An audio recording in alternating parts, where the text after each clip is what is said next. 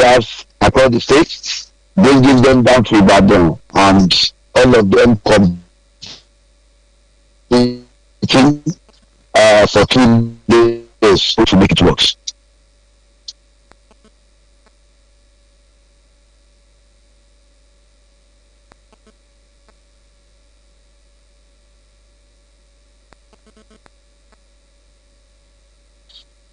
Yeah, the process involved, it has to do with we set up a 20-man scouting team, and 2 were sent to each zone. We have 10 zones across the state, so 2 scouting members were placed in each zone.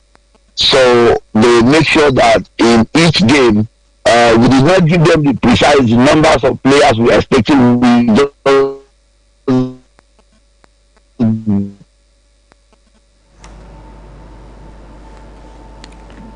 Hello. Because we want to give all the opportunity.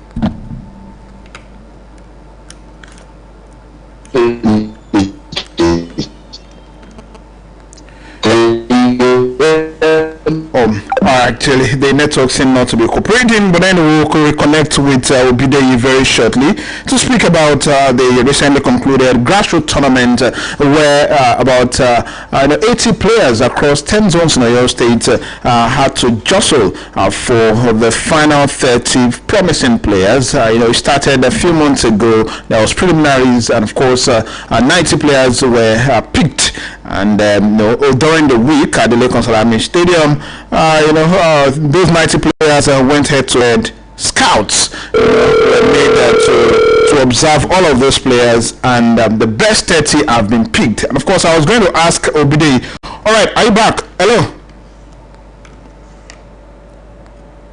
Hello? Okay, so I was trying to ask him what's next for these 30 players selected. What's the plan of Ibadan Professional Football Association, who are putting this together to take these boys to the next level? Hello, Obideyi, can you hear me?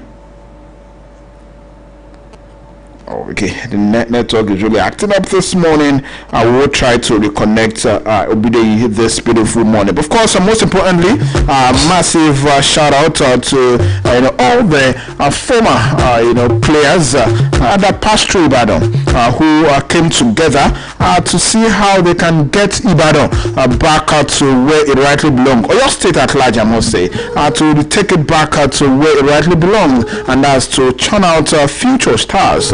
Big names for the future that will, of course, represent the Super Eagles of Nigeria in the next future. And the best way to do that is to start from the grassroots, from school sport, and that's what it's just happened in Oyo State. Well, fingers crossed. We'll see what happens from that one. Well, as I look to reconnect with Obideyi this morning to ask what's next for the boys. Okay, I think Obideyi is back online. Hello? Hello? Okay, can you hear me now? Hello? Hello? Oh, the network still acting up. Okay, we'll try to reconnect it. But while we, try to reconnect with Obideyi, let's take a few stories from the Nigeria Premier Football League this morning, where Kun Khalifa Football Club defender Ahmed Joseph says that players are in high spirits ahead of the NPFL match day 34 encounter against Warri Wolves this weekend. Obina Hozo's side will trade tackle with Warri Wolves,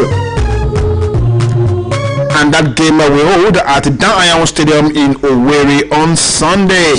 Joseph declared that the players will fight to secure maximum points in that game. He insisted that they have no excuses not to win at that particular match.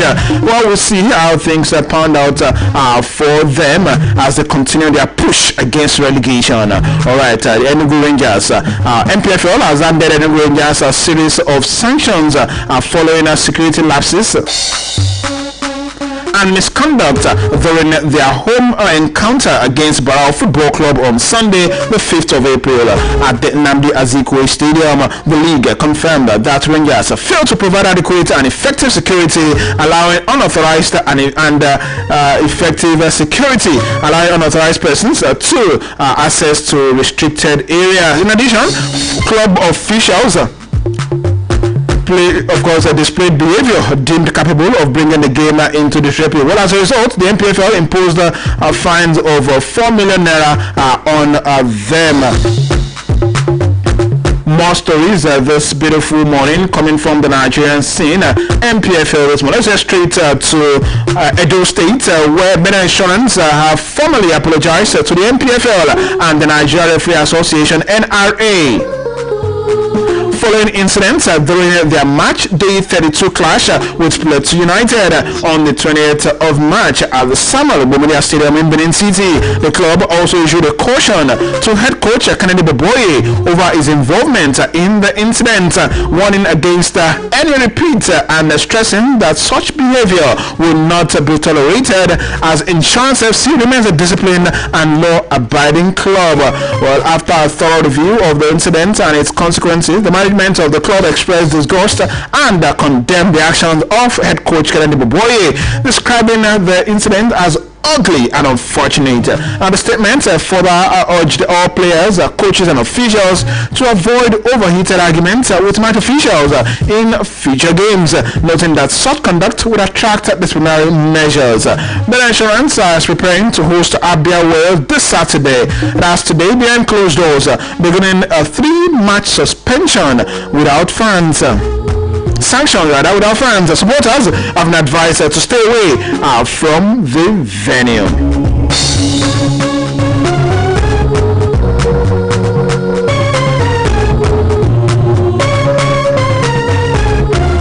Still talking violations and discipline in the Nigeria Premier Football League this month. Let's go straight to Lafia, Nasarawa State to be precise, where Nasarawa United are also in the news for security reasons this beautiful morning, as NPFL continue to do everything possible to sanitize the league. Well, Nasarawa United have been sanctioned for multiple breaches of NPFL framework and rules following their home fixture against Kum Khalifat Football Club on the 5th of April at the Lafia City Stadium. And according to league authorities, the club failed to provide adequate security, also and effective security during the match, resulting to unauthorized individuals gaining access to restricted areas. Now, supporters of Nasarawa United were also found to have thrown dangerous objects at match officials as they made their way to secure zones, further compounding the security lapses. Well, as a result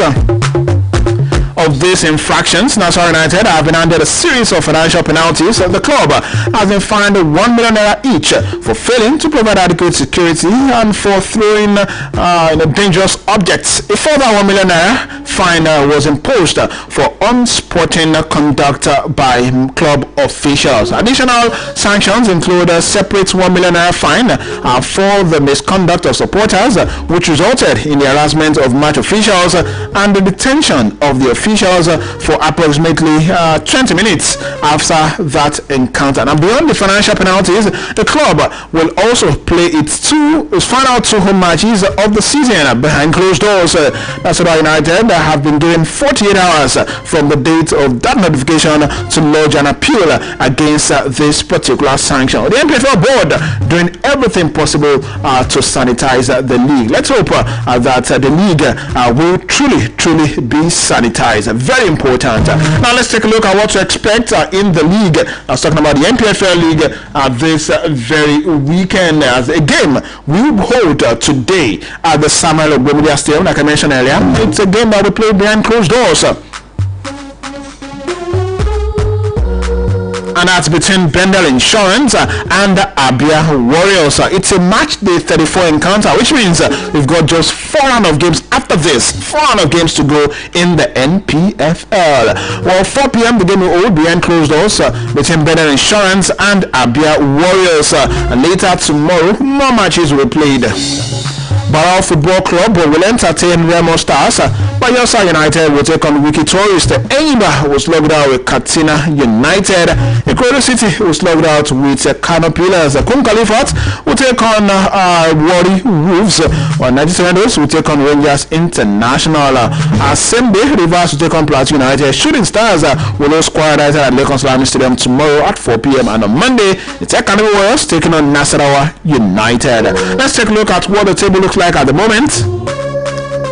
Rangers International topping the park after 33 rounds of games in the NPFL with 55 points. Same point as Rivers United are second on the table at the moment. 55 points is what they've gathered as well. Funny thing is that they've both won 15 matches, both drawn 10 matches, and they've both lost 8 matches. 55 points is what they've got at the moment. But Rangers have a superior goal difference of plus 15 as against Rivers United's plus 6.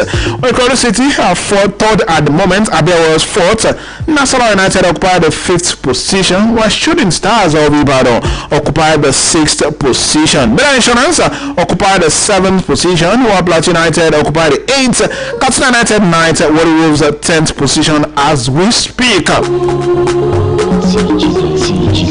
11th position is where we have Barrow Football Club.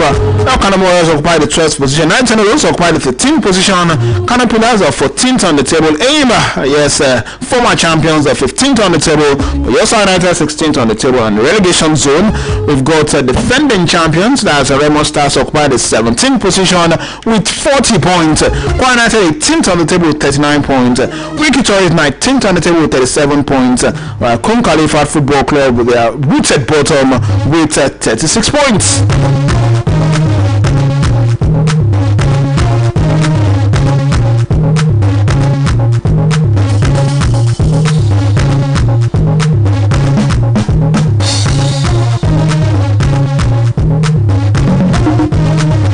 Well, it's still Sportit Bit this beautiful Saturday morning. I'm still taking a couple of stories. Let's try to reconnect with Obideyi to conclude that conversation. Hello, JJ, can you hear me? Hello, can you hear me now? Yeah, I can hear you. Oh yes, thanks for joining us once again. I was asking, we now have the outstanding 30 players, best 30 that your state can produce at the moment. What's next for the boys? What next for them is that as of today that I speak, we started the journey of we want to get them a conducive environment that will give us an opportunity to bring them together. Probably in the next few weeks or maximum of 1 month, we want to bring them together so that they will be able to continue their education and focus on their football career. And if I may ask, why is the ex-Ibadan Professional Football Association doing this? We are doing it because I think we can all see that in the last couple of years, when it comes to football, not only your state will be lacking behind a lot. I can't remember the last time we produced any under 17 player at the national level. I can't even remember. It's been over decades now. So things are not moving well. So we just believe that it's high time we make changes in the state. Oh, fantastic one from there. We wish the body all the very best, and of course we must say congratulations to you for a successful one. Of course, we're hoping to see these youngsters represent not just Shooting Stars, not just Super Eagles, of course, go all the way in their career. Thank you so much. All right, thank you very much. There you listen to Temitope Obideyi right there. Of course, speaking about the secondary school competition put together in collaboration with the Sports Ministry and, of course, the Ministry of Education. All right, let's move on this morning and take a look at what's happening on the national scene, where the NFF has announced a 36-player squad for the Flamingos ahead of their second-round qualifying fixture for the 2026 FIFA Under-17 Women's World Cup. Newly appointed head coach Hakim Ishola Busari, yes, popularly known as Hakim Busari, named 5 goalkeepers, 10 defenders, 13 midfielders, and 8 forwards as he begins preparations for the crucial tie. Just to remind you that Hakim Busari is the head coach of Oyo State's female football team, as the Pacesetter Queens. All the Flamingos will face the winner of the first round clash between Niger Republic and Guinea. Niger Republic are set to host the first leg of their fixture this weekend, with the return leg billed for Conakry next weekend. And the eventual winner will take on Nigeria, bronze medalist at the 2022 edition, in the second round, with the first leg slated for the weekend of May 22nd to 24th. Nigeria will host the return leg on the 30th of May. Now, the upcoming tournament, which serves as qualification for the FIFA Under-17 Women's World Cup, will actually culminate in the finals built to hold in Morocco from the 17th of October to the 7th of November. Now, Busari's squad features a blend of talents drawn from clubs across the country, reflecting a broader scouting effort as the team aims to secure qualification and build on its impressive third place finish at the last edition. Meanwhile, the NFF has confirmed the appointment of a new technical crew to support Busari.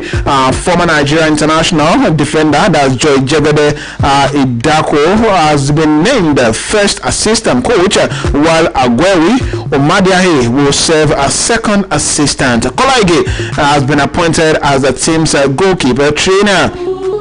The newly constituted coaching crew will be tasked with guiding the Flamingos through the qualifiers, with the objective of securing a place at the global tournament and surpassing the team's bronze medal achievement in 2022.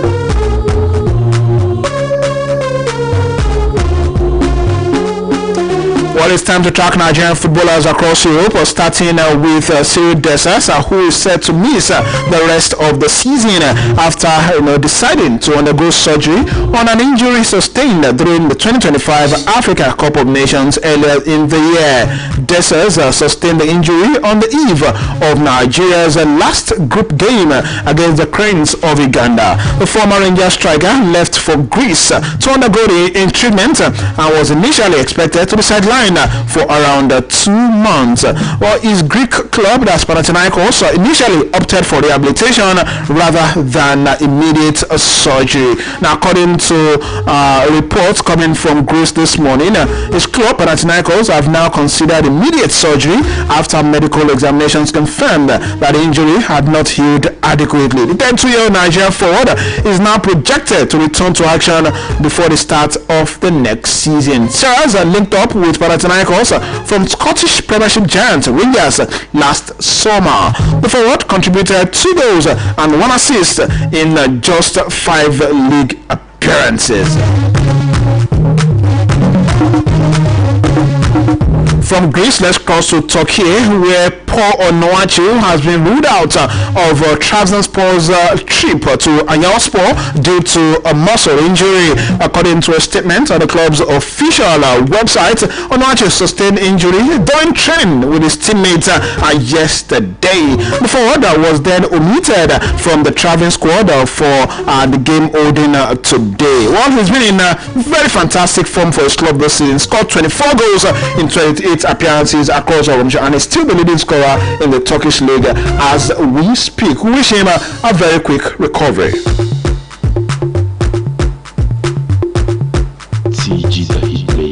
Alright, let's check out what to expect across Europe this beautiful weekend. Of course, Premier League matches definitely be played with a peak holding later on tomorrow at Stamford Bridge when Chelsea lock arms with Manchester City. It's a major game, of course.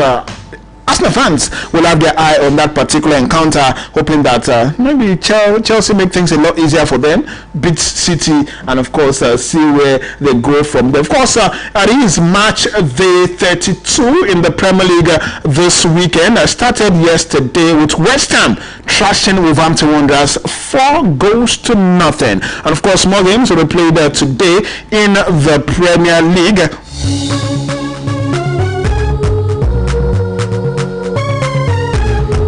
Early kickoff, it's Arsenal taking on Bournemouth, Brentford versus Everton. We'll also have Burnley taking on Brighton. Last game of the day, we'll see Liverpool slugged out against Fulham Football Club. And tomorrow, more matches will be played with Crystal Palace taking on Newcastle United. Nottingham Forest versus Aston Villa. Sunderland will take on Tottenham Hotspur, while Chelsea will host Manchester City. Last game of the match day, we'll see Manchester United entertain Leeds Football Club. Well, taking a look at the table, Arsenal to top the pack with 70 points, 9 points more than City, who have an outstanding game. Well, United are third at the moment, Aston Villa fourth, Liverpool fifth, Chelsea occupy the sixth position as we speak. And in the relegation zone, we've got Tottenham Hotspur occupy the 18th position. Burnley 19th on the table. Wolverhampton Wanderers are rooted bottom at the moment in the Premier League. Let's cross over to the Spanish La Liga this beautiful morning and take a look at what to expect in Spain this weekend.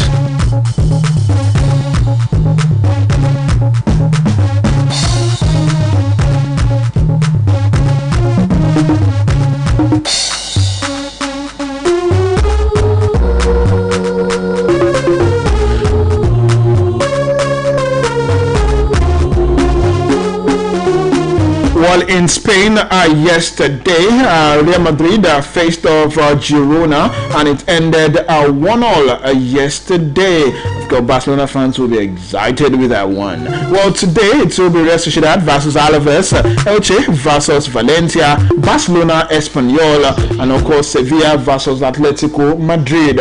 Well, tomorrow it is Osasuna versus Betis, Mallorca versus Vallecano, Celta Vigo versus Oviedo, Athletic Bilbao versus Villarreal, and Levante will take on Getafe. Well, on the table, yes, looks like Barcelona, of course, all the way. Yeah, of course, Barcelona all the way, right? Of course, Barcelona 76 points, 6 points more than Real Madrid at the moment, and of course they played one game short because Real Madrid played yesterday. Of course, we also got Real Madrid second, Villarreal third at the moment, Atletico Madrid fourth.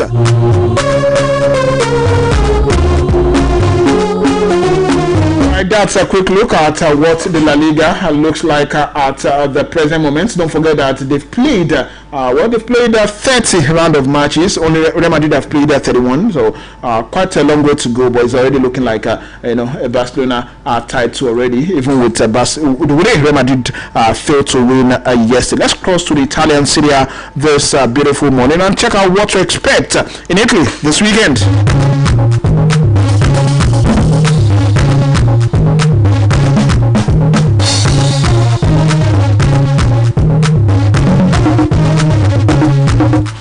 Well, in the Italian Serie A today, Cagliari taking on Cremonese, Torino versus Verona, AC Milan versus Udinese, and Atlanta will take on Juventus. Massive game there. And tomorrow, Girona will take on Sassuolo, Parma Napoli, Bologna Lecce, Como Inter, and Fiorentina will take on Lazio on Monday. And of course, in Italian Serie A, on the table, Inter still top that with 72 points, followed by Napoli, AC Milan third, Como fourth, Juventus fifth. What are the size of the show this beautiful morning?